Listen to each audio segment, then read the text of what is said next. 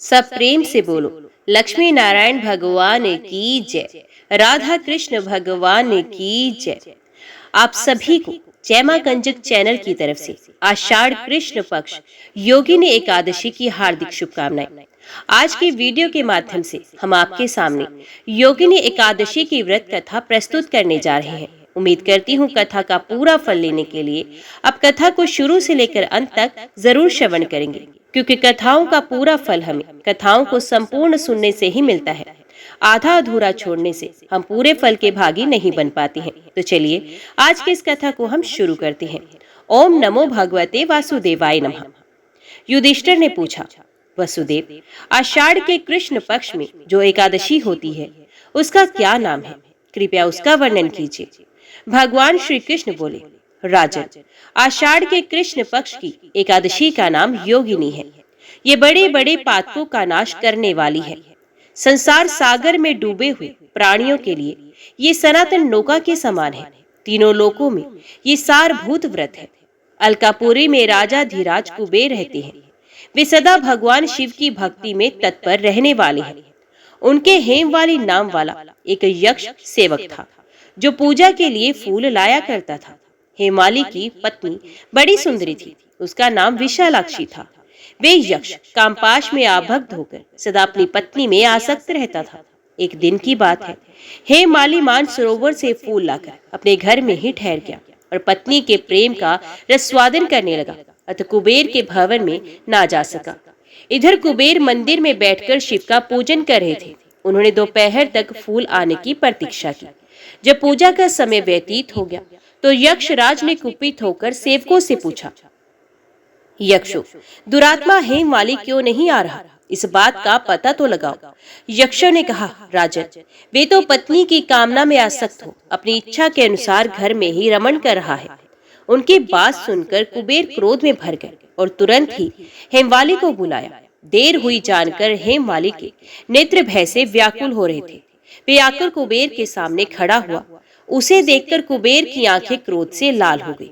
वे बोले, ओ पापी, ओ दुष्ट, ओ दुराचारी, तूने भगवान की अवहेलना की है। तत्कोण से युक्त और अपनी उस प्रियतमा से वियुक्त होकर इस स्थान से भ्रष्ट होकर अन्यंत्र चला जा। कुबेर के ऐसा कहने पर वे उस स्थान से नीचे गिर गया। उस समय उसके हृदय में महान दुख हो रहा था। कोड़ों से सारा शरीर पीड़ित था, परंतु शिव पूजा के प्रभाव से उसकी स्मरण शक्ति लुप्त नहीं होती थी। पातक से दवा होने पर भी वे अपने पूर्व कर्म को याद रखता था। तदंतर इधर उधर घूमता हुआ वे पर्वतों में श्रेष्ठ मेरुगिरी के शिखर पर गया। वहां उसने तपस्या के पुंज मुनिवर मार्कंडेय जी का दर्शन किया। पाप कर्मा यक्ष ने दूर से ही मुनि के चरणों में प्रणाम किया। मुनिवर मार्कंडेय ने उसे भय से कांपते देव परोपकार की इच्छा से निकट बुलाकर कहा, तुझे कोढ़ के रोग ने कैसे दबा लिया? तू क्यों इतना अधिक निंदनीय जान पड़ता है? यक्ष बोला, मुने, मैं कुबेर का अनुचर हूँ। मेरा नाम हेममाली है। मैं प्रतिदिन मानसरोवर से फूल ले आकर शिव पूजा के समय कुबेर को दिया करता था। एक दिन पत्नी सहवास के सुख में फंस जाने के कारण मुझे समय का ज्ञान ही नहीं रहा। अतः राजा धीराज कुबेर ने कुपित होकर मुझे शाप दे दिया, जिससे मैं कोढ़ से आक्रांत होकर अपनी प्रियतमा से बिछुड़ गया। मुनिश्रेष्ठ, इस समय किसी शुभ कर्म के प्रभाव से मैं आपके निकट आ पहुंचा हूँ। संतों का चित्त स्वभावत परोपकार में लगा रहता है। ये जानकर मुझे अपराधी को कर्तव्य का उपदेश दीजिए। मार्कंडेय जी ने कहा, तुमने यहाँ सच्ची बात कही है, असत्य भाषण नहीं किया। इसलिए मैं तुम्हें कल्याण व्रत का उपदेश करता हूँ। तुम आषाढ़ के कृष्ण पक्ष में योगिनी एकादशी का व्रत करो। इस व्रत के पुण्य से तुम्हारी कोढ़ निश्चय ही दूर भाग जाएगी। भगवान श्री कृष्ण कहते हैं। ऋषि के ये वचन सुनकर हेमवाली दंड की भांति मुनि के चरणों में गिर पड़ गया। मुनि ने उसे उठाया। इससे उसको बड़ा हर्ष हुआ। मार्कंडेय जी ने उपदेश से उसने योगिनी एकादशी का व्रत किया, जिससे उसके शरीर की कोढ़ दूर हो गई। मुनि के कथन अनुसार उस उत्तम व्रत का अनुष्ठान करने पर वे पूर्ण सुखी हो गया। राजन, ये योगिनी का व्रत ऐसा ही है जो 88,000 ब्राह्मणों को भोजन कराता है। उसके समान ही फल उस मनुष्य को भी मिलता है जो योगिनी एकादशी का व्रत करता है। योगिनी महान पापों को शांत करने वाली और महान पुण्य फल देने वाली है। इसके पढ़ने और सुनने से मनुष्य सब पापों से मुक्त हो जाता है।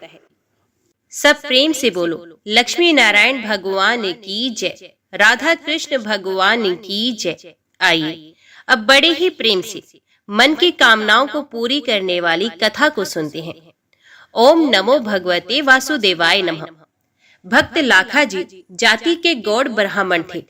राजपुताने के एक छोटे से गांव में उनका घर था। लाखा जी विशेष पढ़े तो नहीं थे, परंतु विष्णु सहस्त्रनाम और गीता उनको कंठस्थ थे और भगवान में उनका अटूट विश्वास था। ये खेती का काम करते थे।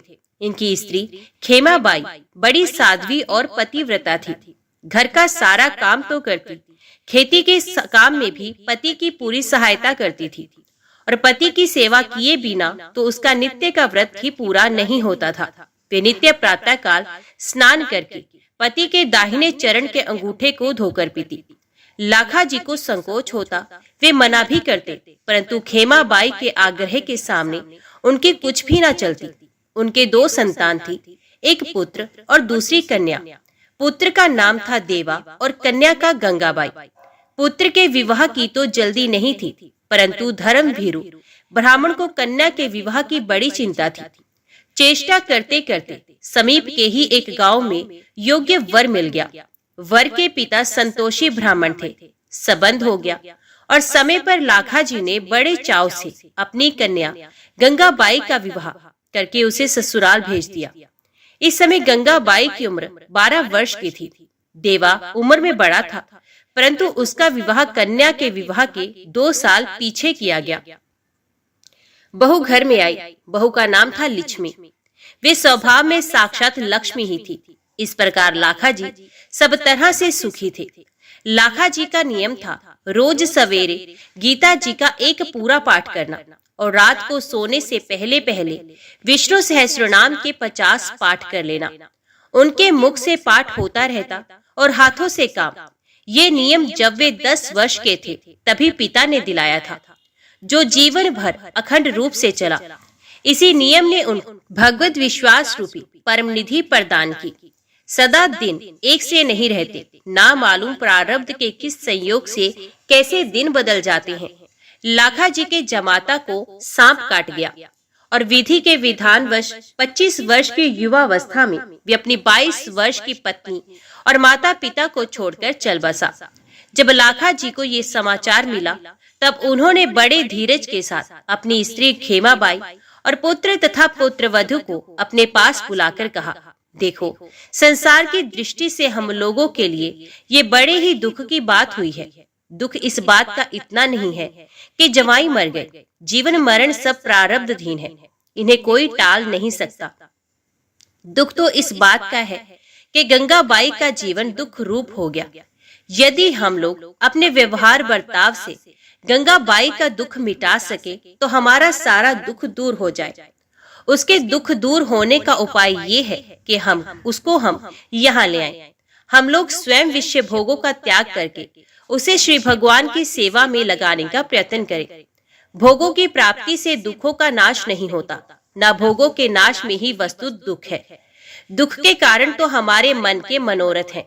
एक भी भोग ना रहे, अति आवश्यक चीजों का भी अभाव हो, परंतु मन यदि अभाव का अनुभव ना करके सदा संतुष्ट रहे, उसमें मनोरथ ना उठे, तो कोई भी दुख नहीं रहेगा। इसी प्रकार भोगों की प्रचुर प्राप्ति होने पर भी जब तक किसी वस्तु के अभाव का अनुभव होता है और उसको प्राप्त करने की कामना रहती है, तब तक दुख नहीं मिट सकते। यदि हम लोग चेष्टा करके गंगाबाई के मन से उसके पति के अभाव को भुला दे सके और उसकी सदा भाव रूप परम पति भगवान के चरणों में आसक्ति उत्पन्न कर दे, तो वे सुखी हो सकती है। यद्यपि यहाँ के सारे संबंध इस शरीर को लेकर ही हैं, तथापि जब तक संबंध है तब तक हम लोगों को परस्पर ऐसा बर्ताव करना चाहिए जिससे हमारे मन भोगों से हटकर भगवान में लगे और हमें परम कल्याण रूप श्री भगवान की प्राप्ति हो। हित करने वाले सच्चे माता पिता, पुत्र, भाई, स्त्री, स्वामी वही हैं जो अपनी संतान को, माता पिता को, भाई बहनों को, स्वामी को और पत्नी को अनंत कलेश रूप जगजाल से छुड़ाकर अचिंत्य आनंद स्वरूप भगवान के पद पर चढ़ा देते हैं। हम लोगों को भी यही चाहिए कि हम शोक छोड़कर नित्य शोक रूप संसार सागर से गंगाबाई को पार लगाने का प्रयत्न करें। लाखा जी की स्त्री, उनके पुत्र, देवा तथा पुत्र वधु सभी का लाखा जी के वचनों पर पूरा विश्वास था। वे सब प्रकार से उनके अनुगत थे। अतः लाखा जी के इन वचनों का उन पर बड़ा प्रभाव पड़ा और उन्होंने कहा, आप गंगाबाई को यहाँ ले आइए। हम लोग आपकी आज्ञा अनुसार भोगों का त्याग करके उसे भगवान के मार्ग पर ही लगाएंगे। इससे हमारा, उसका, सभी का परम कल्याण होगा। लाखा जी समधी के घर गए और वहां का दृश्य देखकर चकित रह गए। उन्होंने देखा गंगाबाई अपने सास ससुर को संसार की क्षण भंगुरता और मिथ्या संबंध का रहस्य समझाकर उन्हें सांत्वना दे रही है और वे उसकी बात मानकर रोना छोड़कर भगवान के नाम का कीर्तन कर रहे हैं। अपनी पुत्री की ये स्थिति देखकर लाखा जी को दुख में सुख हो गया। उन्हें मानो जहर से अमृत मिल गया। वे समधी से मिले। उन्हें देखकर शोक सागर उमड़ा, परंतु गंगाबाई के उपदेशों की स्मृति आते ही तुरंत शांत हो गया। समधी ने लाखा जी से कहा, लाखा जी, आप धन्य हैं जो आपके घर ऐसी साध्वी कन्या उत्पन्न हुई। आप जानते हैं युवा पुत्र की मृत्यु का शोक कितना भयानक होता है। स्त्री के लिए तो पति का वियोग सर्वथा असहनीय होता है, परंतु धन्य है आपकी पुत्री जिसने विवेक के द्वारा स्वयं तो पति वियोग का दुख सह ही लिया। हम लोगों को भी ऐसा उपदेश दिया कि हमारा दारुण पुत्र शोक दूर हो गया। हम समझ गए जगत के ये सारे संबंध आरोपित हैं। जैसे किसी खेल में अलग अलग समांग धरकर लोग आते हैं और अपना अपना खेल पूरा करके चले जाते हैं, वैसे ही संसार रूपी खेल में हम लोग आते हैं, संबंध जोड़ते हैं और खेल पूरा होते ही चले जाते हैं। यहाँ कोई किसी का पुत्र या पिता नहीं, एकमात्र परमात्मा ही सबके परम पिता है। हम सबको उन्हीं की आराधना करनी चाहिए। आप आ गए हैं, अपनी इस साध्वी कन्या को अपने घर ले जाइए। हम दोनों स्त्री पुरुष पुष्कर राज जाकर भगवत भजन में ही शेष जीवन बिताना चाहते हैं।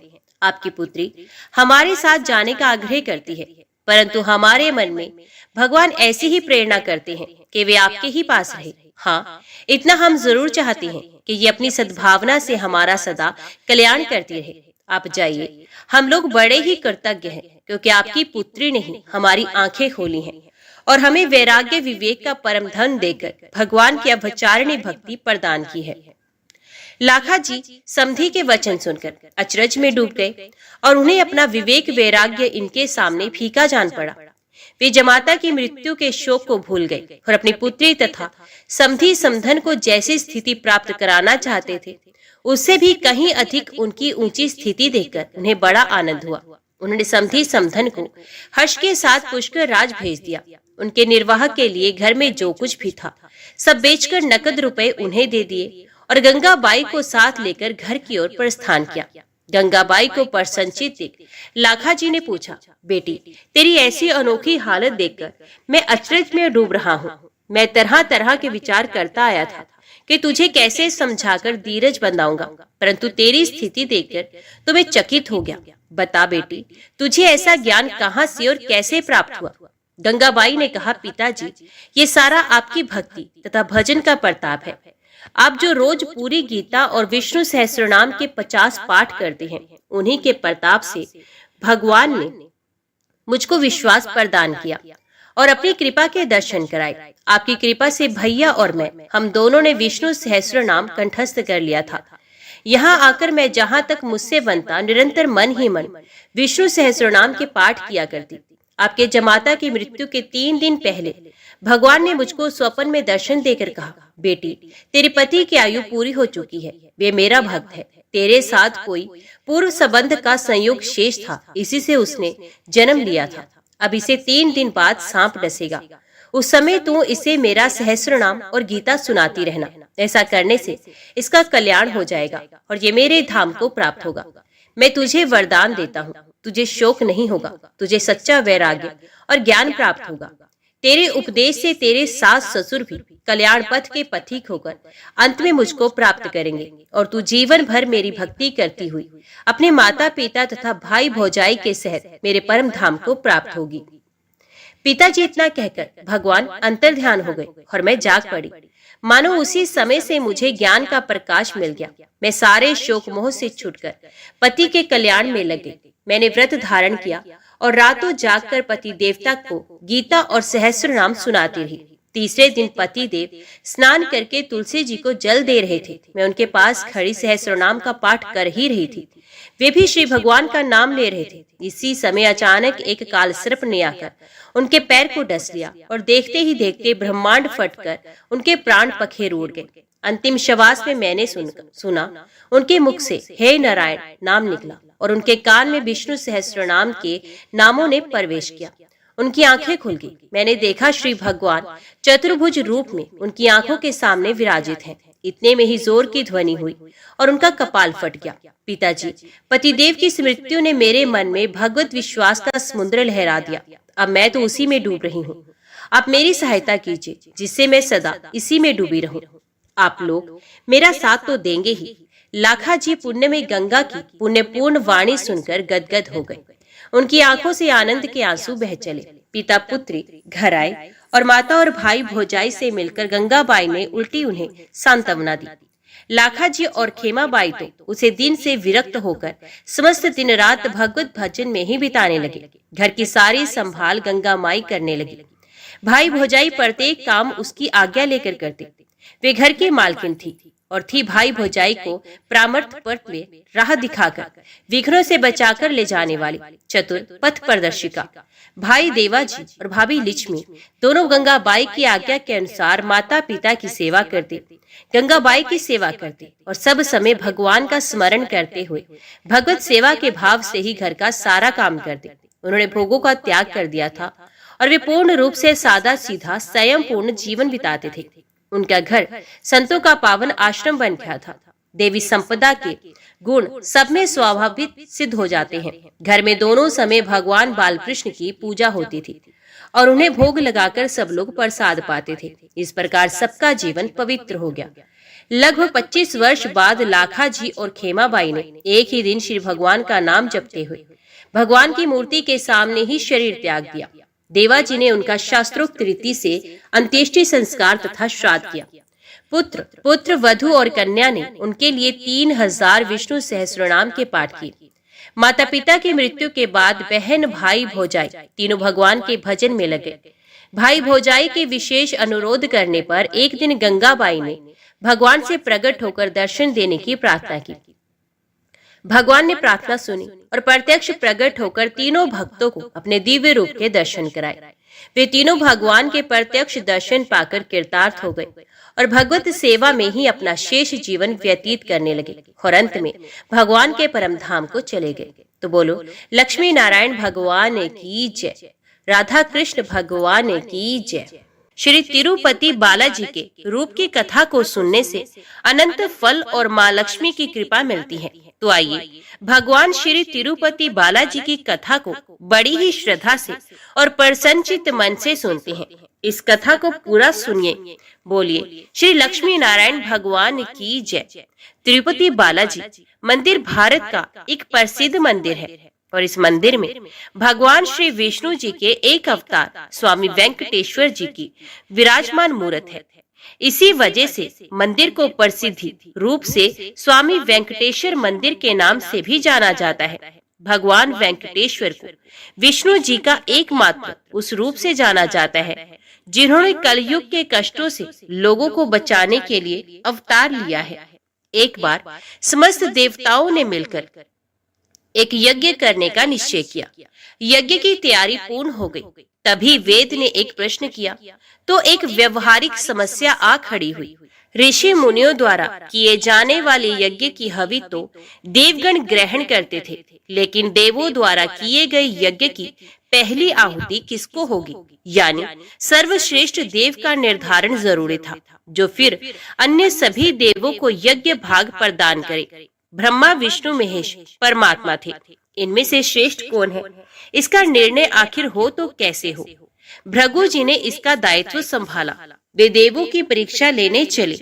ऋषियों से विदा लेकर वे सर्वप्रथम अपने पिता ब्रह्मदेव के पास पहुंचे। ब्रह्मा जी की परीक्षा लेने के लिए भृगु ने उन्हें प्रणाम नहीं किया।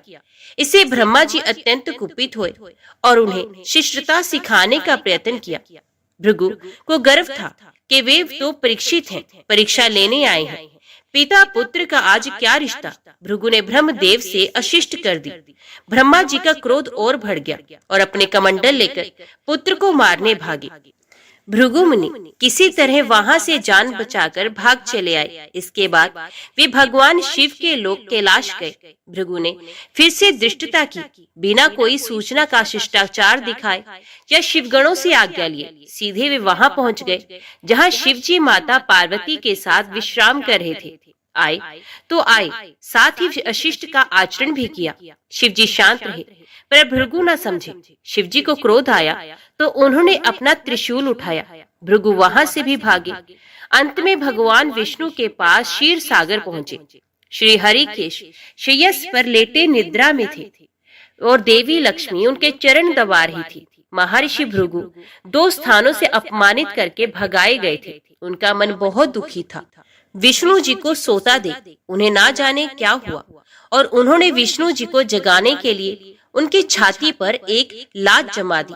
विष्णु जी जाग गए और भृगु से बोले, मेरी छाती वज्र के समान कठोर है। आपका शरीर तप के कारण दुर्बल हो चुका है। कहीं आपके पैर में चोट तो नहीं आई? आपने मुझे सावधान करके कृपा की है। आपका चरण चिन्ह मेरे वक्ष पर सदा अंकित रहेगा।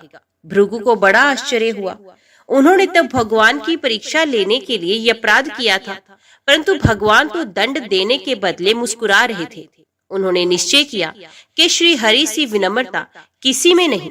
वास्तव में विष्णु जी ही सबसे बड़े देवता हैं। भृगु जी ने लौटकर सभी ऋषियों को पूरी घटना सुनाई। सभी ने एक मत से ये निश्चय किया कि भगवान विष्णु को ही यज्ञ का प्रधान देवता समझकर मुख्य भाग दिया जाएगा। लक्ष्मी जी ने भृगु को अपने पति की छाती पर लात मारते देखा तो उन्हें बड़ा क्रोध आया, परंतु उन्हें इस बात पर क्षोभ भी हुआ कि श्री हरि ने उदंड को दंड देने के स्थान पर उसके चरण पकड़ लिए और उल्टे क्षमा मांगने लगे।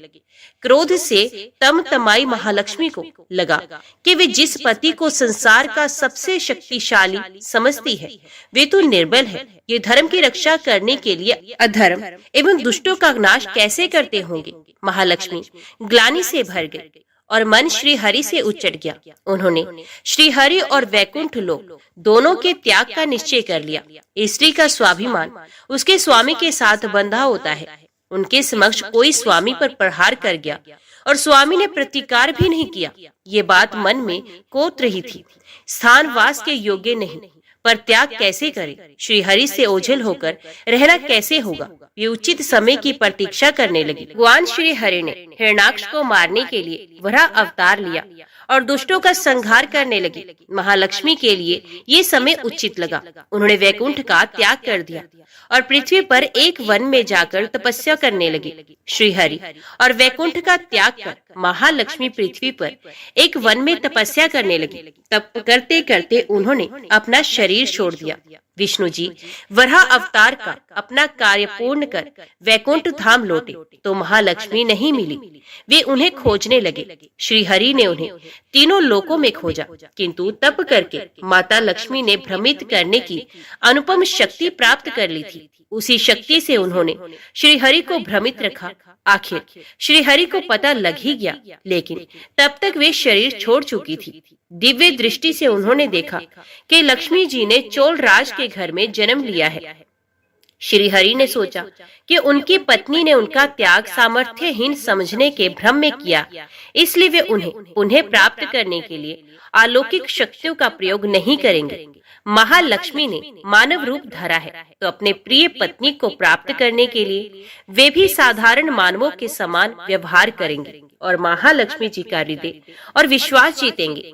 भगवान ने श्रीनिवास का रूप धरा और पृथ्वी लोक पर चोल नरेश के राज में निवास करते हुए महालक्ष्मी से मिलन के लिए उचित अवसर की प्रतीक्षा करने लगे। राजा आकाश राज निसंतान थे।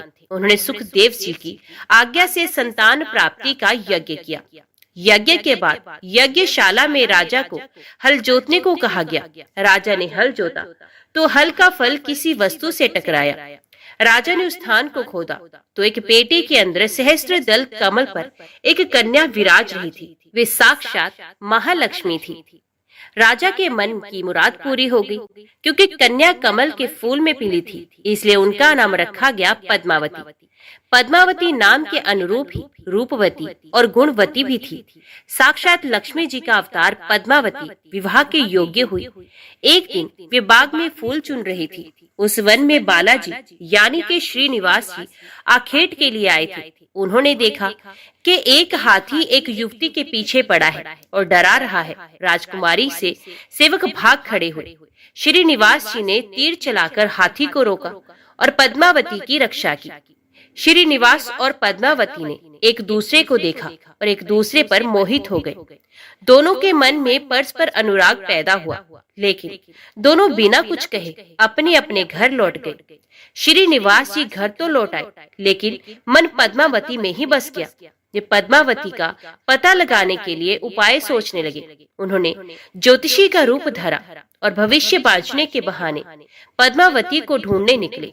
धीरे धीरे ज्योतिष श्रीनिवास की ख्याति पूरे चोल राज में फैल गई। पद्मावती के मन में भी श्रीनिवास के लिए प्रेम उमड़ पड़ा। वे उनसे मिलने को व्याकुल थी, किंतु कोई पता ठिकाना न होने के कारण उनका मन चिंतित था। इस चिंता और प्रेम विरह में उन्होंने भोजन श्रृंगार आदि का त्याग कर दिया। इसके कारण उनका शरीर कृशकाय होता चला गया। राजा से पुत्री की ये दशा देखी नहीं जा रही थी। वे चिंतित थे। ज्योतिषी की प्रसिद्धि की सूचना राजा को भी मिली।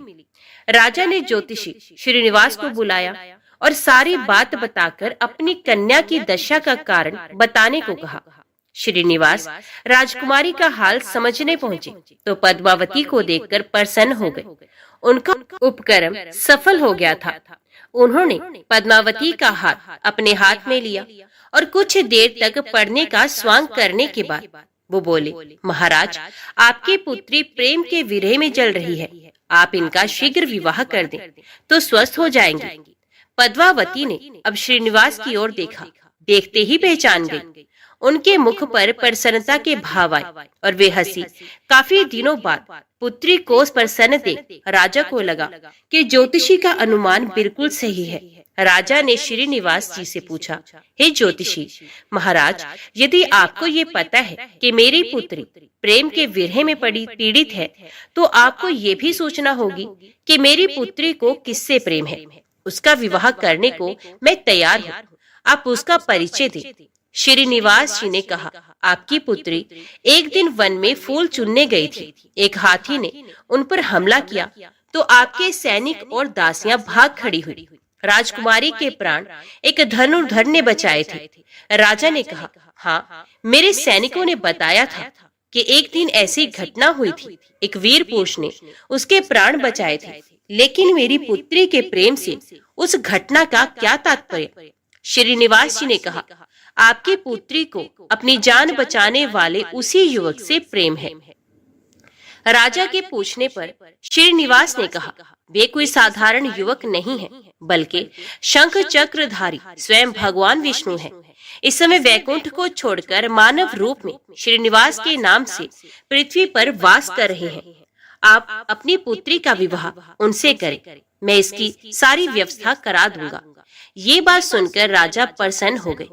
उन्होंने सोचा कि स्वयं भगवान विष्णु उनके जमाई बनेंगे।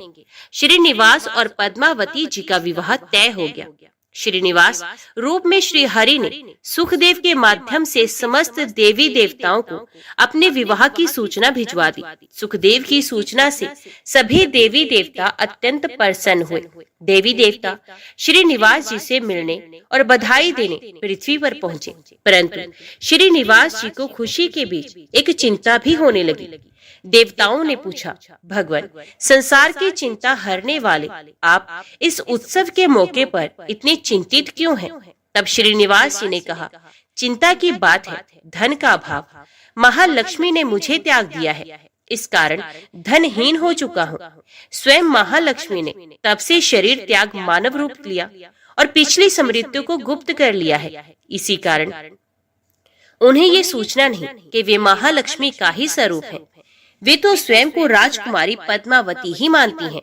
मैंने निर्णय किया है कि जब तक उनका प्रेम पुनः प्राप्त नहीं करता, अपनी माया का उन्हें आभास नहीं कराऊंगा। इस कारण मैं एक साधारण मनुष्यों का जीवन व्यतीत कर रहा हूँ। राजा की पुत्री से शादी करने और घर बसाने के लिए धन, वैभव और ऐश्वर्य की जरूरत है। वह मैं कहाँ से लाऊं? स्वयं नारायण को धन की कमी सताने लगी। मानव रूप में आए प्रभु को भी विवाह के लिए धन की आवश्यकता हुई। यही तो ईश्वर की लीला है। जिस रूप में रहते हैं उस योनि के जीवों के सभी कष्ट सहते हैं। श्री हरि विवाह के लिए धन का प्रबंध कैसे हो, इस बात से चिंतित हैं। देवताओं ने जब ये सुना तो उन्हें आश्चर्य हुआ। देवताओं ने कहा, कुबेर आवश्यकता के बराबर धन की व्यवस्था कर देंगे। देवताओं ने कुबेर का आवाहन किया तो कुबेर जी प्रकट हुए। कुबेर ने कहा, ये तो मेरे लिए प्रसन्नता की बात है कि आपके लिए मैं कुछ कर सकूं। प्रभु, आपके लिए धन का तत्काल प्रबंध करता हूँ। कुबेर का कोष आपकी कृपा से ही रक्षित है। तब श्री हरि जी ने कुबेर से कहा, यक्षराज, आपको भगवान भोलेनाथ ने जगत और देवताओं के धन की रक्षा का दायित्व सौंपा है।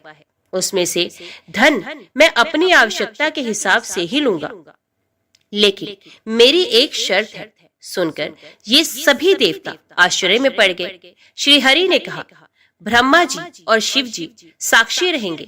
कुबेर से धन ऋण के रूप में ले लूंगा, जिसे भविष्य में ब्याज सहित चुका भी दूंगा। श्री हरि की बात से कुबेर सहमत हो गए।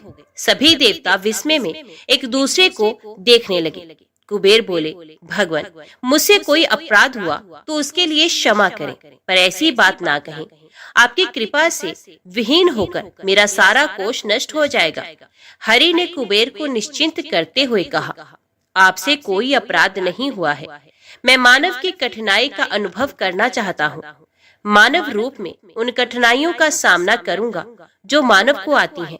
धन की कमी और ऋण का बोझ सबसे बड़ा है। कुबेर ने कहा, प्रभु, यदि आप मानव की तरह ऋण पर धन लेने की बात कर रहे हैं तो फिर आपको मानव की तरह ये भी बताना होगा कि ऋण चुकाएंगे कैसे। मानव को ऋण प्राप्त करने के लिए कई शर्तें झेलनी पड़ती हैं। श्रीनिवास जी ने कहा, कुबेर, ये ऋण मैं नहीं, मेरे भक्त चुकाएंगे, लेकिन मैं उनसे भी कोई उपकार नहीं लूंगा। मैं अपनी कृपा से उन्हें धनवान बनाऊंगा। कलयुग में पृथ्वी पर मेरी पूजा धन, ऐश्वर्य और वैभव से परिपूर्ण कर देने वाली होगी। मेरे भक्त मुझसे धन, वैभव और ऐश्वर्य की मांग करने आएंगे। मेरी कृपा से उन्हें वो प्राप्त होगा।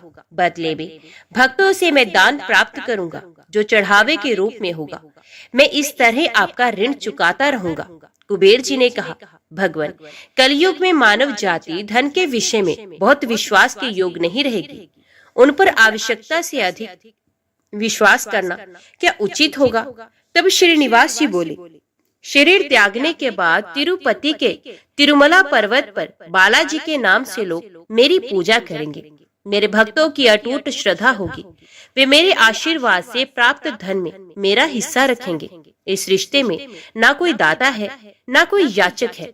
कुबेर, कलयुग के आखिर तक भगवान बालाजी धन, ऐश्वर्य और वैभव के देवता बने रहेंगे। मैं अपने भक्तों को धन से परिपूर्ण करूंगा तो मेरे भक्त दान से न केवल मेरे प्रति अपना ऋण उतारेंगे, बल्कि मेरा ऋण उतारने में भी मदद करेंगे। इस तरह कलयुग की समाप्ति के बाद मैं आपका मूल धन लौटा दूंगा।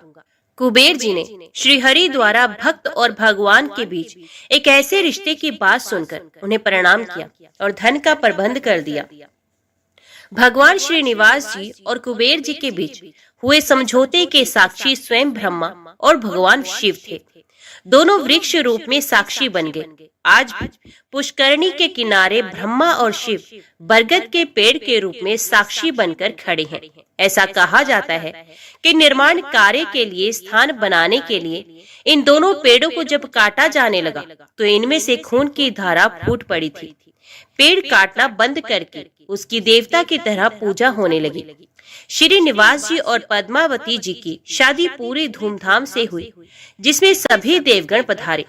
भक्त मंदिर में दान देकर भगवान पर चढ़ावा ऋण उतार रहे हैं। जो कलयुग के अंत तक जारी रहेगा। तो बोलिए श्री लक्ष्मी नारायण भगवान की जय। चंद्रवंश में सुवीर नाम से प्रसिद्ध एक राजा हो गए हैं। दक्षिण भारत के नारायणपुर में उनकी राजधानी थी। महाराज सुवीर की रानी नंदिनी के गर्भ से एक पुत्र हुआ, जिसका नाम तोंडमान रखा गया। राजकुमार तोंडमान बड़े ही वीर थे। 5 ही वर्ष की अवस्था से उनके हृदय में भगवान विष्णु की भक्ति प्रकट हो गई थी। युवा होने पर पांडे नरेश की सुंदरी पुत्री पद्मा के साथ उनका विवाह हुआ। विभिन्न देशों की अनेक राजकुमारियों ने भी स्वयंवर सभा में उनका ही वरण किया था। उन्हें देवराज इंद्र की भांति रिद्धि सिद्धि एवं सुखभोग की सामग्री सुलभ थी, तो भी वे उनमें आसक्त न होकर सदा भगवान के चिंतन में ही संलग्न रहते थे। एक दिन राजकुमार तोंडमान पिता की आज्ञा से वेंकटगिरी के समीप शिकार खेलने के लिए गए। शिकार में वे उन्हीं हिंसक जीवों का वध करते थे जो प्रजा के लिए भय उपस्थित करने वाले थे। स्वर्णमुखरी नदी पार करके ब्रह्म ऋषि शुक और रेणुका देवी का दर्शन करते हुए तोंडमान जब पश्चिम दिशा की ओर आगे बढ़े, तब एक जगह उन्हें पंचरंगा तोता दिखाई दिया। वे देखने में बड़ा ही सुंदर था और भगवान श्रीनिवास का नाम रट रहा था। उसकी दिव्य आकृति और मधुर बोली पर राजकुमार मुग्ध हो गए और उसे पकड़ने के लिए उसका पीछा करने लगे। तोता उड़कर वेंकटाचल के शिखर पर जा पहुंचा। तोंडमान भी उसका अनुसरण करते हुए गिरिराज पर चढ़ गए, परंतु वहां वे तोता कहीं भी दिखाई नहीं दिया। पास ही में श्यामा कवन था। निषाद राज वसु, जो भगवान श्रीनिवास के अनन्य भक्त थे, उस वन की रखवाली करते थे। राजकुमार को आते देख उन्होंने उनकी अगवानी की और उन्हें प्रणाम करके विनीत भाव से दोनों हाथ जोड़कर कहा, युवराज स्वागत है, कहिए आपकी क्या सेवा करूं? राजकुमार बोले, वनेचर, इधर एक पंचरंगा तोता उड़ता हुआ आया है, क्या तुमने उसे देखा है? वे श्रीनिवास की रट लगा रहा था, मैं उसी को ढूंढ रहा हूँ, बताओ वे किधर गया है? वसु ने कहा, युवराज वे भगवान श्रीनिवास का तोता है। उसे श्रीदेवी और भूदेवी ने ही पाल पोस कर बड़ा किया है। उसे कोई पकड़ नहीं सकता। भगवान को वे शुक बहुत ही प्रिय है। अब मैं भगवान की आराधना के लिए जाता हूँ। जब तक लौटकर ना आऊं, तब तक आप यहीं वृक्ष के नीचे आराम कीजिए। राजा ने कहा, निषाद राज, मैं भी भगवान के दर्शन करूंगा, मुझे अपने साथ ले चलिए। वसु ने बहुत अच्छा कहकर युवराज को अपने साथ ले लिया। स्वामी पुष्करणी में युवराज सहित विधि पूर्वक स्नान करके वे दिव्य विमान में विराजमान भगवान श्रीनिवास के समीप गए। तोंडमान ने देखा, बिल वृक्ष के नीचे भगवान का दिव्य विमान प्रकाशित हो रहा है। उसके भीतर भगवान श्रीनिवास विराज रहे हैं। परम सुंदरी श्री देवी और भूदेवी उनकी सेवा में संलग्न है। उनके श्री अंगों की श्यामलता अलसी के फूल से सुशोभित हो रही है। नेत्र खिले हुए कमल दल की भांति सुंदर एवं विशाल है। 4 भुजाएं थी। भगवान के अंग अंग से उदारता प्रकट हो रही थी। उनके मुखार विंद पर मंद मंद मुस्कुराहट की छटा मन को मोह लेती थी। श्री अंगों पर पीतांबर की अपूर्व शोभा थी। शंख चक्र आदि आयुध मूर्तिमान होकर भगवान की सेवा कर रहे थे। युवराज भगवान का यह अद्भुत स्वरूप देखकर मुग्ध हो गए और उन्होंने अपना तन मन धन एवं जीवन उन्हीं के चरणों में न्यौछावर कर दिया। उन दिनों वहां गए हुए सभी बड़भागी भक्तों को उनके प्रत्यक्ष दर्शन होते थे। निषाद राज ने भगवान का पूजन करके उन्हें मधु मिश्रित सामा का भात निवेदन किया और प्रसाद लेकर राजकुमार के साथ वे पुनः अपनी कुटी पर लौट आए। रात में उनकी कुटी पर रहकर राजकुमार ने सत्संग का सुख उठाया और प्रातः काल सेवकों सहित अपने नगर को प्रस्थान किया। मार्ग में उन्हें शुक मुनि तथा रेणुका देवी का भी कृपा प्रसाद प्राप्त हुआ। कुछ दिनों बाद राजा सुवीर ने अपने पुत्र को राज्य दे स्वयं वनप्रस्थ आश्रम ग्रहण किया। महाराज तोंडमान धर्मपूर्वक प्रजा का पालन करते हुए भगवान की आराधना में तत्पर रहने लगे। एक दिन निषाद राज वसु राजद्वार पर उपस्थित हुए। सूचना पाकर महाराज ने उन्हें दरबार में बुलाया और स्वागत सत्कार करके पूछा, निषाद राज कैसे पधारे हैं? वसु ने कहा, राजन, मैंने वन में एक बड़े आश्चर्य की बात देखी है। रात में एक श्वेत रंग का वरहा आकर मेरा सावा चरने लगा है। ये देख मैंने हाथ में धनुष लेकर उसका पीछा किया। वरहा मुझे देखते ही हवा हो गया। मैंने भी पीछा नहीं छोड़ा। स्वामी पुष्करणी के तट पर जाकर वे वरहा एक बांबी में घुस गया। तब मैं क्रोध में आकर उस बांबी को ही खोदने लगा। इतने में ही मूर्छित होकर गिर पड़ा। उसी समय मेरा पुत्र भी वहां आ पहुंचा। मुझे मूर्छित देख वे भगवान मधुसूदन की स्तुति करने लगा। तब भगवान वरहा का मुझ में आवेश हुआ। उन्होंने मेरे पुत्र से कहा, निषाद राज, वसु शीघ्र ही महाराज तोंडमान के पास जाकर मेरा सारा वृतांत उनसे कहो। राजा काली गो के दूध से मेरा अभिषेक करते हुए इस वल्मीक को धो डाले। इसके भीतर एक सुंदर शिला प्राप्त होगी। उसे लेकर शिल्पी द्वारा मेरी वरहा मूर्ति का निर्माण कराए, जिससे मैं भूमि देवी को अपने बाएं अंक में लेकर खड़ा रहूं। मूर्ति तैयार हो जाने पर बड़े बड़े मुनीश्वरों और वेखानस महात्माओं द्वारा उसकी स्थापना कराकर स्वयं तोंडमान भी उसकी पूजा करे। यो कहकर भगवान वरहा ने मुझे छोड़ दिया। तब मैं पूर्वत स्वस्थ हो गया। देवादिदेव भगवान वरहा आपसे क्या कराना चाहते हैं, ये बताने के लिए ही मैं आपकी सेवा में उपस्थित हुआ हूँ। राजा ने भगवान की इस आज्ञा को बड़ी प्रसन्नता के साथ शिरोधार्य किया। ग्वालों को आज्ञा दे दी, मेरे यहाँ जितनी भी काली और कपिला गोए हैं उन सबको वेंकटाचल पर ले चलो। मंत्रियों को आदेश मिला, कल ही यात्रा करनी है। इसकी समुचित व्यवस्था की जाए। तदंतर तोंडमान अंतपुर में गए और सभी रानियों से वरहा भगवान का वे आदेश सुनाकर रात में वहीं सो गए। सपने में भगवान श्रीनिवास ने उन्हें बिल का मार्ग दिखलाया और राजद्वार से लेकर बिल के समीप तक पल्लव बिछवा दिए। सवेरे उठने पर राजा ने अपना स्वप्न लोगों पर प्रकट किया और द्वार पर बिछे हुए पल्लव वहां प्रत्यक्ष दिखाई दिए। महाराज ने शुभ मुहूर्त में यात्रा की और बिल के समीप पहुंचकर वहां एक सुंदर नगर बसाया। भगवान के आदेश के अनुसार उन्होंने मूर्ति निर्माण, प्रतिष्ठा और पूजन का कार्य बड़ी धूमधाम से संपन्न किया। वे प्रतिदिन बिल के मार्ग से आकर भगवान को प्रणाम करते और लौट जाते थे। एक दिन राजा के यहाँ एक ब्राह्मण देवता अपनी पत्नी के साथ पधारे और इस प्रकार बोले, महाराज, मैं वशिष्ठ कुल में उत्पन्न सामवेदी ब्राह्मण हूँ। मेरा नाम वीर शर्मा है। हम दोनों दंपत्ति घर से तीर्थ यात्रा के लिए निकले हैं, परंतु गर्भवती होने के कारण मेरी पत्नी से चला नहीं जाता। अतः आप इसे अंतपुर में रखकर तब तक इसकी रक्षा करें जब तक मैं तीर्थ यात्रा से वापस लौट न आऊं। राजा ने तथास्तु कहकर उसकी रक्षा का भार ले लिया। ब्राह्मण देवता निश्चिंत होकर चले गए। महाराज ने सेवकों को आज्ञा देकर ब्राह्मणी के लिए अंतपुर में एक एकांत गृह की व्यवस्था करवा दी और एक बार 6 महीने के लिए अन्न दिलवा दिया। ब्राह्मणी पतिव्रता और लज्जावती थी। वे किसी भी परपुरुष से बात नहीं करती थी। 6 महीने तक वे उस अन्न से निर्वाह करती रही। दैवश राजा को ब्राह्मणी की याद ना रही। 6 महीने के बाद अन्न का अभाव हो गया तो ब्राह्मणी ने स्वयं मुंह खोलकर मांगा नहीं। बेचारी भूख की पीड़ा सहती हुई ही मर गई। ब्राह्मण देवता तीर्थ यात्रा पूरी करके पूरे 2 वर्ष बाद वापस लौटे। तब तक ब्राह्मणी के एकांत निवास में कोई नहीं गया था। ब्राह्मण ने महाराज के दरबार में उपस्थित हो गंगा जल से भरी हुई एक शीशी भेंट की और अपनी पत्नी का कुशल समाचार पूछा। महाराज को अब याद आई। वे शंकित होकर अंतपुर में गए। ब्राह्मणी की मृत्यु हो चुकी है ये जानकर वे चुपचाप बिल के मार्ग से भगवान श्रीनिवास के समीप वेंकटाचल पर चले गए और भगवान से सब समाचार कह सुनाया। भक्त वत्सल प्रभु ने देखा राजा तोंडमान ब्रह्मशाप से भयभीत है। तब उन्हें सांत्वना देते हुए उनसे कहने लगे, राजन, यहाँ से पूर्व भाग में जो अस्थि सरोवर है उसी में द्वादशी तिथि को आकर ब्राह्मणी के शव को स्नान कराओ, वे जीवित हो जाएगी।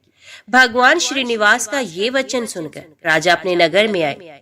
फिर अपनी रानियों तथा ब्राह्मणियों के शव को भी अलग अलग डोलियों में बिठाकर भगवान का दर्शन करने के ब्यास से चले। अस्थि सरोवर में पहुंचकर उन्होंने रानियों को स्नान करने की आज्ञा दी। रानियों ने स्वयं स्नान करते समय ब्राह्मणी के शव को भी उस सरोवर के जल में डाल दिया।